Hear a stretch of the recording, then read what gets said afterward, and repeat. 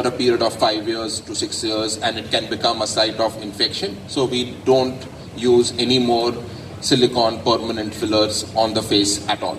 So we will be talking about fillers. These are semi-permanent fillers. They are made up of hyaluronic acid, and hyaluronic acid is biosynthetically available from bacteria, and hyaluronic acid is present in your body, my body, everywhere. It's present in between our joints, each and every joints in our skin.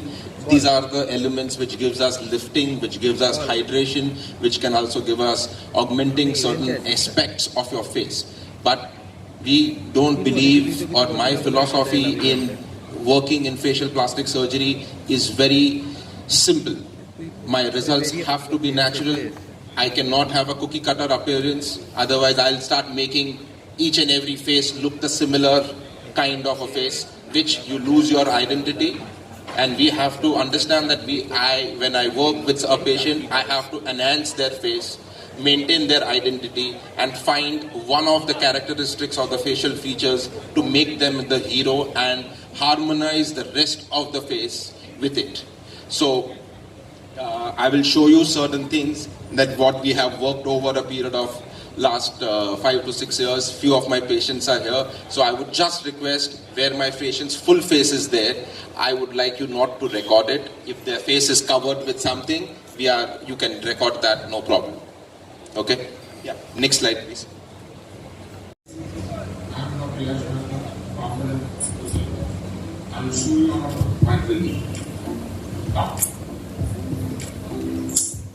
So this is the waiting area where there is going to be only one patient, and that is you. No one else is going to be present in this case. Now I will show you my consulting area where most of our preliminary concerns are discussed over there. Hello. Now I will take you where we do our examination and minor procedures. Procedure which again is going to be, which again gets disinfected, gets cleaned after every visit of the patient. Now I'll show you the recovery room, where you relax after the procedure.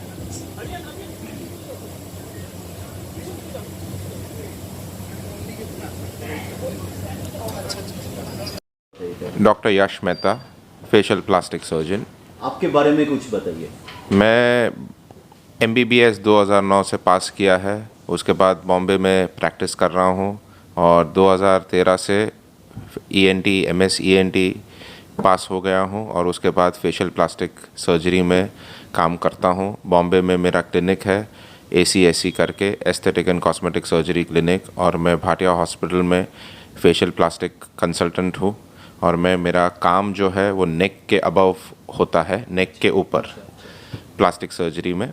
और मैं नाक को rhinoplasty में काम करते हैं हम surgically, face lift surgery करते हैं, आईब्रो, अपर आईलिड और लोअर आईलिड का सर्जरी हम करते हैं, लिप लिफ्ट का सर्जरी करते हैं और नेक लिफ्ट करते हैं। और नॉन सर्जिकल काम के अंदर आ जाता है फैट ग्राफ्टिंग करते हैं मुंह पे, और हम बोटॉक्स भी करते हैं और डर्मल फिलर्स भी करते हैं और स्पेशलाइज्ड पील्स करते हैं। ये सब फेशियल फीचर्स को एनहांस करने के लिए है। और नाक का हड्डी जब भी अगर कभी बढ़ जाता है या टेढ़ा हो जाता है या उसका फ्रैक्चर हो जाता है तो उसको हम स्ट्रेट कर सकते हैं, सांस लेने में दिक्कत नहीं आएगी। जब भी हम ये ऑपरेशन करते हैं उसका नाम हम बोलते हैं राइनोप्लास्टी। उसके अंदर हम नाक का टेढ़ा नाक को भी सीधा करते हैं, जो टिप होते हैं उसको भी हम सूचर कर सकते हैं और उसको शेप दे सकते हैं। और उसके बाद अगर किसका एक्सीडेंट हो जाता है, नाक टेढ़ा हो जाता है, सांस लेने में दिक्कत आती है, तो भी हम नेज़ल बोन रिडक्शन करते हैं, वैसे सर्जरी करते हैं। और दूसरा स्किन टाइटनिंग करने के लिए टाइटनिंग और जो सैग हो जाता है और जहाँ पे हम उसको सर्जरी बोलते हैं, फेस लिफ्ट सर्जरीज बोलते हैं, वो भी हम करते हैं। और बोटॉक्स और फिलर्स हम करते हैं। बोटॉक्स एक रिंकल रिमूवल टेक्निक जैसा हम काम करता है, मगर हर चीज़ के अंदर बोटॉक्स काम कर सकता है। बोटॉक्स अगर बराबर तरीके से हमने एडमिनिस्टर करते हैं तो वो नाक का टिप को भी थोड़ा एलिवेट कर सकता है। जो स्माइल का एंगल ऑफ लिप्स हम बोलते हैं, वो जो एज होने के वजह से नीचे गिर जाता है, उसको भी हम बराबर ऊपर लिफ्ट कर सकते हैं। और रिंकल्स फोरहेड के लिए आँख के आजू बाजू नाक पे जो आता है उधर भी हम कर सकते हैं। और कभी कभार कोई आदमी या लड़की स्माइल करती है तो उसके टीथ के ऊपर के गम्स भी शायद दिख जाते हैं और वो थोड़ा एस्थेटिकली प्लीजिंग नहीं लगता है, तो भी हम बोटॉक्स यूज़ करके, हम उसको बोलते हैं गमी स्माइल, तो उसको भी हम करेक्ट कर सकते हैं। और जो फिलर हम यूज़ करते हैं वो फेशियल स्ट्रक्चर्स को एनहेंस करने के लिए करते हैं, जैसे चीक बोन्स है, जॉ लाइन है, चिन है, उसमें भी हम फिलर्स, डर्मल फिलर्स यूज़ करते हैं। और वो dermal fillers semi permanent fillers में आते हैं। वो हेलोरोनिक एसिड से बने हुए फिलर्स होते हैं, उसको हम रिवर्सिबल फिलर्स भी बोल सकते हैं। तो हमारा जो काम है वो एक नेक के ऊपर का काम है, फैट ग्राफ्टिंग करते हैं and we specialize in few of the things over the face. इसका कोई साइड इफेक्ट है क्या? देखिए, साइड इफ़ेक्ट लॉन्ग टर्म पे नहीं है। अच्छा। अगर टेक्निक और एनाटमी से हम काम करते हैं, हमारा सर्जिकल प्लेन बराबर मिलता है, सर्जरी बराबर होती है, तो कॉम्प्लिकेशन नहीं होता है। कॉम्प्लिकेशन जो होता है वो सर्जरी का पार्ट एंड पार्सल बोलते हैं। हर एक सर्जरी के अंदर हम कॉम्प्लिकेशंस होते हैं।